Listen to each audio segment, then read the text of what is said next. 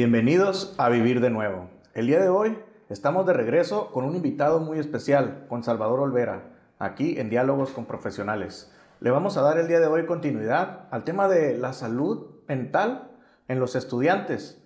El día de hoy vamos a profundizar un poco en el ambiente familiar, en el ambiente escolar y en los factores de riesgo. Sin más preámbulos, Chava, ¿cómo estás el día de hoy?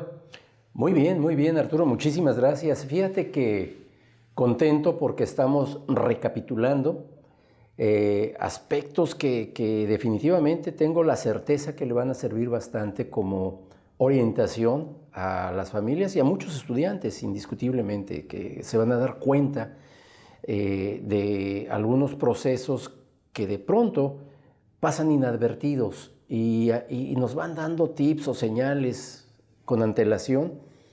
Y si nosotros tuviéramos esas antenas bien sacaditas por ahí, podríamos prevenir muchísimos dolores de cabeza, situaciones desequilibrantes o de alguna manera, incluso, ¿por qué no decirlo a veces, daños irremediables, ¿no? Entonces, yo creo que hoy es un día importante.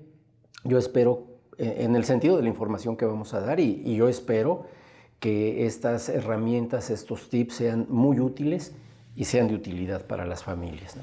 Sin duda yo reitero, ¿no?, una y otra vez en estas cápsulas la importancia de que ese mensaje llegue, ¿no? Llegue a donde se necesita, con la información fácil, con la información a la mano, con información directa para todos aquellos que nos escuchen, y que no quede nada más entre tú y yo, ¿no? Que llegue ese mensaje como medida de prevención.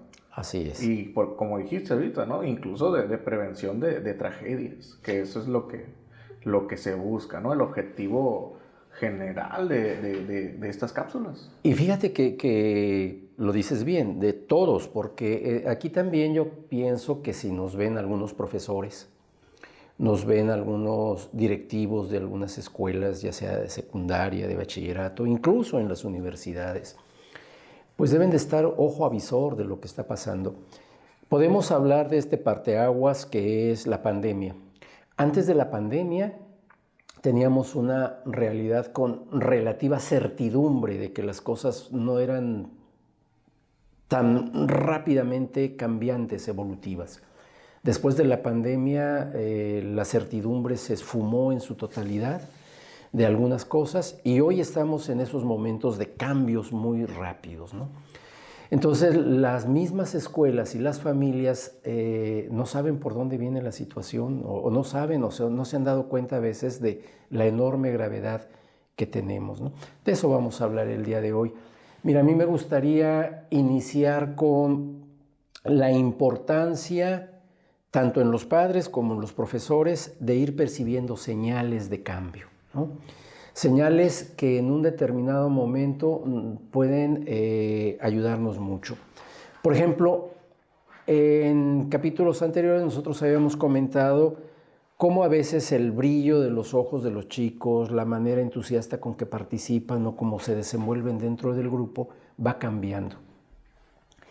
Y fíjate que esto tiene una relación muy importante, sobre todo yo pienso que con la cuestión de la neurofisiología también.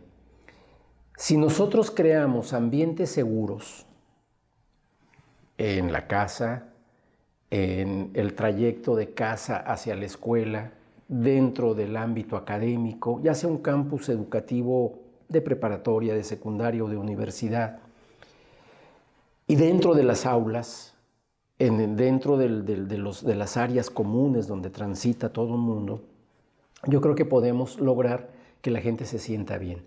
Pero cuando existe el tema de no tener seguridad, se detona uno de nuestros tres cerebros que tenemos los seres humanos. Nosotros tenemos un cerebro reptiliano, que es un cerebro muy primitivo, que sería un vestigio de algo muy antiguo que tenemos nosotros ahí, y que nos ayuda con una serie de funciones muy elementales.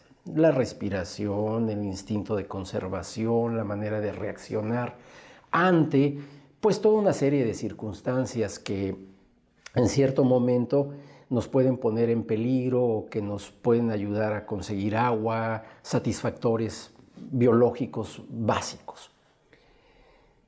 Si nosotros en un determinado momento, de manera consciente, vemos que este lugar donde tú y yo estamos está tranquilo, pues empezamos a sentir la seguridad y podemos explayarnos y podemos desarrollar una personalidad socialmente amable. Pero si de repente percibimos algunos ruidos extraños y percibimos que hay algo en el exterior y no tenemos información de qué es, una vibración en el piso, por ejemplo, fuerte, en ese momento nosotros vamos a sentir la necesidad de empezar a ver qué hacemos. Enfrentamos la situación huyendo, salimos corriendo, nos ponemos a la defensiva o incluso fíjate que hay personas que llegan incluso a desmayarse, a perder el sentido. ¿Por qué? Porque algo está funcionando en nuestro sistema vagal o nuestro nervio vago, principalmente. Este nervio sale de nuestra cabeza, desde la zona basal y desde arriba. Viene este nervio y va descendiendo por el cuello y es el que controla ritmo cardíaco, respiración pulmonar. Este nervio vago nos va a estar ayudando a purificar muchas de las sustancias químicas que consumimos en el sistema del hígado y de la bilis, nos ayuda con el páncreas y va desde arriba hasta el colon y pasa por una serie de funciones, sobre todo gástricas. Todas estas funciones que decimos automáticas. Automáticas. No somos realmente conscientes de todo el movimiento que se está realizando al mismo tiempo. Y fíjate que resulta que, por ejemplo, personas que han tenido un estrés postraumático, a veces quedan altamente sensibles a ciertas circunstancias ambientales, gestuales. Para una persona que ha sido, por ejemplo, violentada sexualmente, en un determinado momento, esta persona con este tipo de estrés va a percibir en las voces, en los sonidos, en los gestos, en la ropa, situaciones, pero no con su mente consciente. Va a ser totalmente una neurocepción. Su sistema neurológico lo percibe y entra inmediatamente a desatar toda una serie de alteraciones orgánicas para preparar justamente en la defensa o la huida o definitivamente hacerse el muertito, como decimos. Pongo un ejemplo. Imagínate que vas en un avión.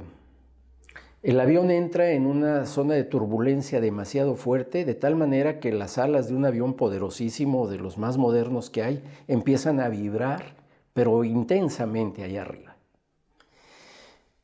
Inmediatamente se oye la voz de alarma del piloto, dice que hagamos determinado tipo de cuestiones, las azafatas se ponen en alerta, dan indicaciones, logran finalmente llegar al lugar de aterrizaje y los familiares abajo al recibirlo dicen, supimos que había mucho riesgo, que estaba en riesgo el avión, ¿cómo te fue, tía? Y dice la tía, yo no supe nada. ¿Cómo que no supiste nada? No, me desmayé. Esa persona se desmayó como un mecanismo de defensa maravilloso. Se salvó gracias a que su sistema del nervio vago y todo lo que implica las funciones de este, la sacaron de la jugada para evitar que se hiciera daño de una manera violenta. O para evitar un trauma. También. Para evitar un trauma o minimizar el trauma. Cuando hay un ataque para una persona que es violentada sexualmente, físicamente, cuando se vive un accidente automotriz, cuando hay algo, podemos reaccionar o bien desmayándonos y perdiendo el sentido y después diciendo no supe qué pasó y lo olvidamos. Ese mecanismo es fabuloso, nos está salvando de muchas cosas, lo dices muy bien, ayudándonos a librarnos de un trauma mayor. Y por otro lado, también podríamos en un cierto momento tener toda la fuerza para poder ayudar a los que se desmayaron, para poder abrir puertas, para poder salir y tener la fortaleza de ayudar.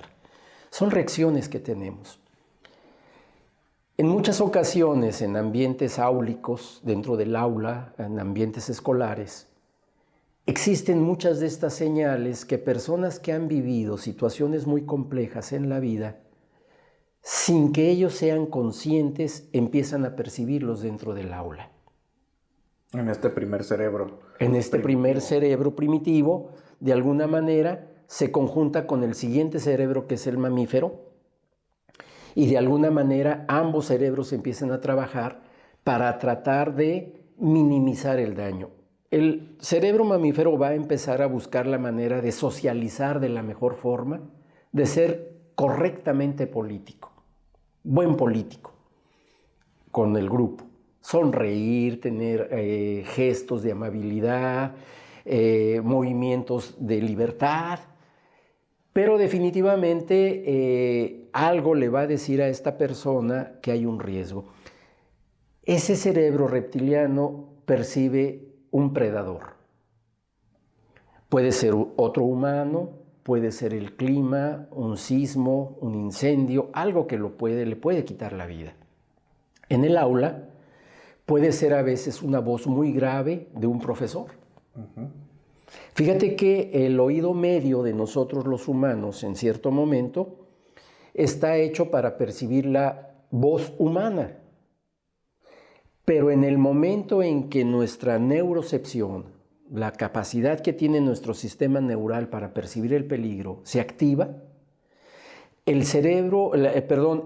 oído medio empieza a dejar de percibir la voz humana y se pone alerta a escuchar todos los demás sonidos.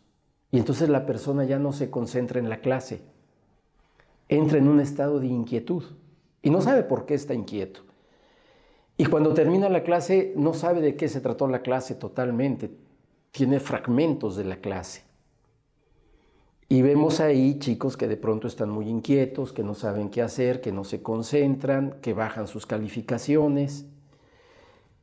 Esas son señales que a mí me pueden decir, o este chico tuvo alguna cuestión traumática en un determinado momento, una forma amenazante, o en la etapa de adolescencia o en el momento de la madurez, ha empezado a entrar en estadios de incertidumbre, ha habido o se han incrementado los problemas familiares, a veces la situación de la economía, a veces tenían un auto la familia, ahora ya no hay auto, hay que viajar en transporte público, hay mucha inseguridad en el transporte público, también lo hay si vas en un auto, la situación de el trayecto de casa a la universidad o a la escuela y de regreso también a veces se convierte en motivos de muchas situaciones de estrés para estas personas. Y entonces ahí es donde nosotros debemos de tener la habilidad, si somos profesores o docentes, de poder ir detectando qué está sucediendo con mi grupo. Tal vez yo no pueda evitar todo eso que está en el exterior como profesor, pero sí puedo crear un ambiente de seguridad. ¿Qué podría un profesor hacer o implementar para generar o crear este ambiente de seguridad? Fíjate que hay muchas herramientas, entre ellas, por ejemplo, los profesores tenemos algunas técnicas de hacer círculos de aprendizaje grupal y traer el tema de cómo estamos emocionalmente. Preguntarle al grupo a la entrada, antes de iniciar una clase, cómo se encuentran, de qué manera fue tu trayecto de la casa acá, cómo fue la realización de un trabajo que se dejó para hacer en casa o hacer de investigación en la calle. Muchas veces mandamos a los chicos a hacer un reportaje a la calle, llevan su cámara, llevan todo y entran a barrios a veces donde los quieren robar o asaltar o ellos tienen temor por las miradas, por las formas, que hay gente que quisiera a veces apoderarse de su equipo. Hay muchas inseguridades. Cuando llegan al aula, ellos ya vivieron una situación estresante haciendo una tarea de clase. En el salón de clase obviamente hay una cierta seguridad, no entra todo el mundo a la universidad, hay seguridad, pero en el momento en que están exponiendo lo que vivieron o cómo grabaron o ven su producto que están viendo en una grabación, en ese momento estos chicos empiezan a recordar inconscientemente su cerebro reptiliano está trabajando y les está recordando el riesgo que tuvieron. Y ahí ya podemos tener una situación de alteración. Como profesor, si yo primero hablo con los chicos y les pregunto cómo les fue, lo expresan, sale esa presión, le abro a la válvula de la olla express, suelto la tensión. Incluso los ayudo a que hagamos ejercicios de respiración, algo de movimiento corporal, dialogamos. Y algo muy importante, enseñar a los jóvenes, aun cuando sean jóvenes adultos, a poder mirarse cara a cara. Evitar el tipo de bullying que luego hacemos. Enseñar que muchas veces para mí puede ser una burla, que no te robaron la cámara, no te hicieron nada, ¿qué pasó? No seas miedoso. Para mí, en un determinado momento, con resiliencia y fortaleza, no significa un riesgo ir a un barrio complicado, pero para otra persona sí. No sabemos la sensibilidad. Entonces tenemos que enseñar a nuestros estudiantes a vivir en un clima de respeto. Favorecer que se puedan expresar las emociones y los sentimientos. Eso es a lo que yo me refería en alguna sesión anterior, alfabetizar a nuestros jóvenes en sus emociones. El saber que si el otro expresa un temor o un miedo, mi mirada, una mirada complaciente, acompañante, puede ser relajante, puede ser curadora, sanadora incluso de alguna tensión. Porque sé que yo llego al aula y en el aula yo encuentro cobijo, yo encuentro apoyo y tengo un grupo que me respeta, que me quiere, que me toma en cuenta, que me valora y que tome en cuenta que yo puedo llegar a tener algunas debilidades emocionales o de carácter y que al grupo eso no le importa, que es mi grupo, que está conmigo. Uh-huh. Si yo lo extrapolo esto a la familia, yo lo llevaría a la familia también. También preguntarle a mi hijo cómo fue el trayecto, cómo te fue, hacer que también hable, dedicarle el tiempo suficiente, los 5 o 10 minutos para que me narre su experiencia importante, que me diga a veces, fíjate que sí me fue mal, o vi una situación en la calle muy violenta, me tocó ver un asalto a mano armada. A veces los chicos no lo dicen, se lo guardan, no hablan de todo este tipo de situaciones, pero van acumulando muchas cosas tensionales. Si ya en casa pudiéramos tener una mamá que en un momento dado es muy perfeccionista y quiere que las cosas se hagan al pie de la letra, que todo funcione muy bien, tienen tal vez un papá iracundo que a veces se violenta, que tiene una voz muy fuerte, y luego vemos el ambiente áulico o el ambiente de las calles, pues muchos de estos chicos están empezando a tener algún tipo de inicios de algunos trastornos, que ahí se van generando poco a poco, ¿no? Son estos factores de riesgo que se pueden prevenir a través del diálogo, a través de la mirada cara a cara, ayudando a que puedan tener una forma de socializar amorosa, responsable con los otros, acompañante con los otros. Tenemos que hacer eso. La escuela yo creo que debe de tener hoy específicamente entre sus tareas empezar a acompañar a estas nuevas modalidades de circunstancias que se están presentando en el entorno, ¿no? Desde la primaria, desde el kinder incluso, la secundaria, el bachillerato, las universidades. Enseñar a que los jóvenes puedan fortalecerse emocionalmente porque lo que estamos viviendo no es sencillo. Cambio climático, estamos viviendo situaciones de economía complicada, estamos viendo situaciones de falta de lugares donde laborar o trabajar. Se empieza a perder el sentido del para qué o de la vida. Y nosotros tenemos una obligación de empezar a fortalecer a estos jóvenes para que no decaiga esta situación y no se nos venga otro tipo de pandemia que ya está por ahí asomándose poco a poquito, ¿no? Una desmoralizante pandemia, emocionalmente compleja. Sin duda, el tema, ¿no? El tema es pues, la salud mental en estudiantes y el peso que tiene el contexto, el ambiente en el que se desarrolla, va a tener una influencia directa en esa salud. Claro. Y esa salud en la manera en la que se desarrollan, en la manera en la que socializan y en la manera en la que viven de una y otra manera, ¿no? Y lo comunican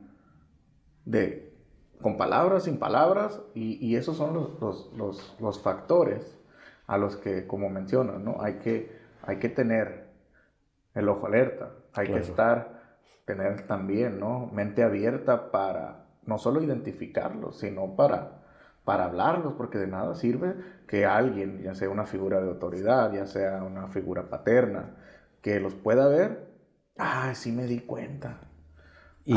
¿Cómo no lo vi antes? Entonces, exacto. Si ya lo viste, haz algo. O sea, y no de manera instigadora y con juicios de valor, sino a través de la empatía, la resistencia, como decías hace un momento, ¿no? Las herramientas personales que va a tener una persona para enfrentarse a una situación que para otra puede ser fácil. Así es. No necesariamente va a ser para la otra persona, ¿no? Va a tener un reto enfrente. Entonces, si eres una persona, como lo mencionaba hace un momento, ¿no? Con una posición jerárquica, ya sea dentro de la escuela, con maestro, una figura de autoridad, una figura emocional, paterna, brindar ese apoyo, ¿no? No hostigar y agreder de una otra manera, ¿no? A través del bullying, a través del juzgar, a través del minimizar y cómo el papel que jugamos nosotros como ambiente, ¿no? Imagínate estos jóvenes, ¿no? Llegar de un ambiente familiar tenso Sí. a un ambiente escolar hostil, con un trayecto de inseguridad. ¿Dónde está mi salud? ¿Dónde está eso que me brinda seguridad?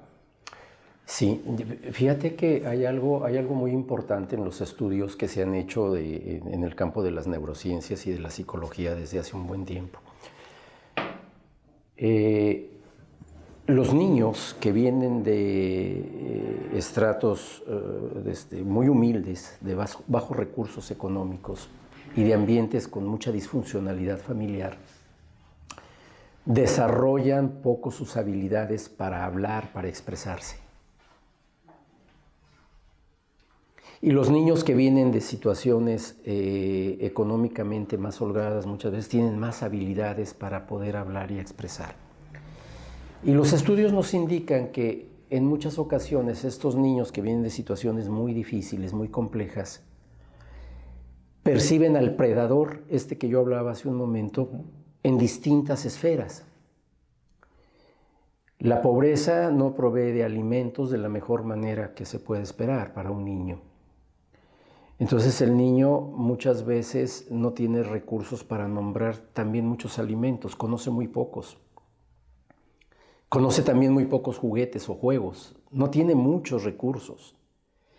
Su mundo se reduce.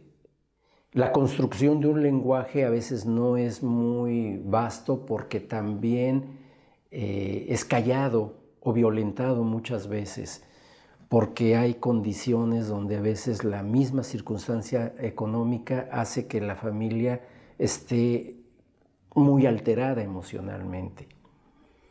Entonces estos niños a veces son muy calladitos, no expresan mucho sus emociones, son muy introvertidos. La economía juega un papel importante ahí. No, sin duda vamos a encontrar diferentes factores, cada uno con un peso. Así es. Individual increíble que suma al desarrollo y a la salud mental de todos estos chicos. Pero ya, por ejemplo, ya para terminar esta cápsula, quisiera preguntarte qué mensaje le puedes mandar el día de hoy a esas personas que pueden hacer o influir en la mejora de esa salud mental, ya sea un maestro, un padre de familia. ¿Qué les puedes decir el día de hoy? Fíjate que me gustaría mucho decirles lo siguiente.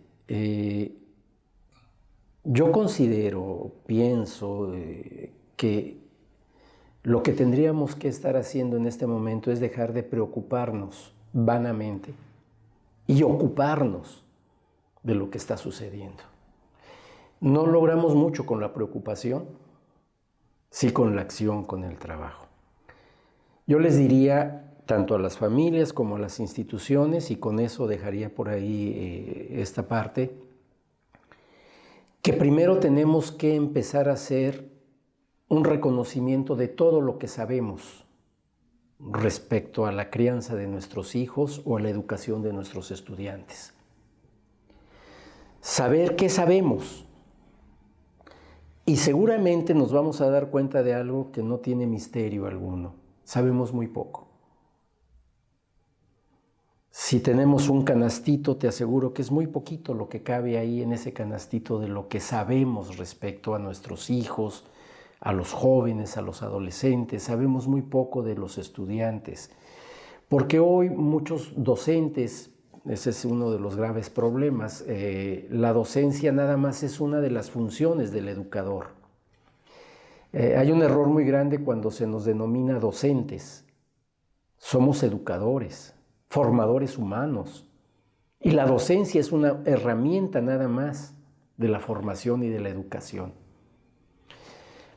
Si nosotros hacemos uso de todo esto, empezamos por recapitular qué es lo que yo sé y descubro que es poco, me voy a tener que abocar a meterle más a mi canasta y a incorporar todo lo que no sé. Y todo lo que no sé, si yo no lo tengo a mi alcance, tengo que buscar quién sí lo tiene. Yo quisiera partir del hecho de decir, todos somos ignorantes, muy ignorantes de muchas cosas, en este país y en el mundo. Afortunadamente unos ignoran unas cosas y otros ignoran otras.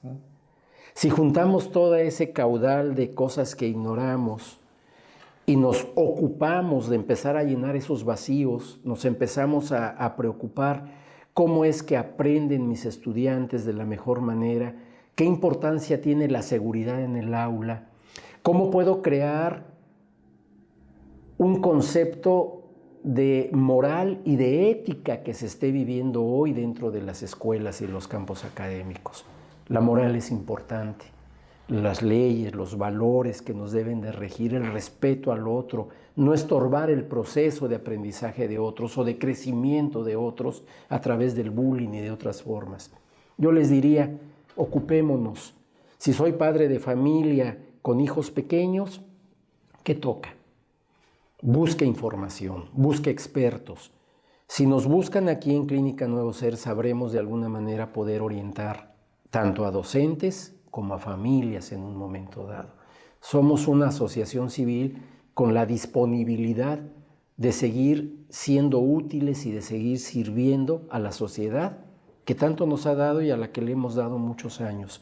Fíjate nada más, la institución le ha dado 35 años de servicio a una gran cantidad de pacientes, más de 15,000 quizá.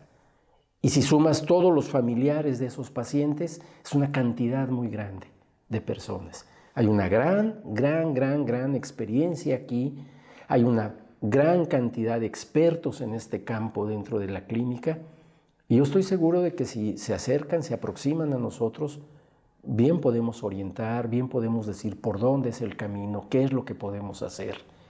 Y para eso estamos. Yo me quedaría con eso. Vamos recapitulando qué sabemos. Si llegamos a la conclusión de que es poco, de que no tenemos ese conocimiento, lo busquemos.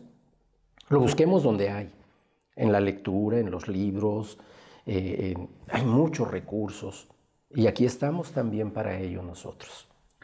Muchas gracias, Chava. Pues ya seguiremos profundizando un poco más, recapitulando en el siguiente y en el último de capítulo de estas cápsulas para llevar este mensaje a donde tiene que llegar, a las personas que los necesitan en este momento.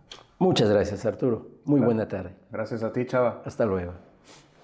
Y tú que estás viendo este video, te invito a compartirlo con quien tú quieras, con quien creas que lo necesite, con quien creas que pueda ser de su interés. Si tú eres un familiar, un padre de familia, un docente,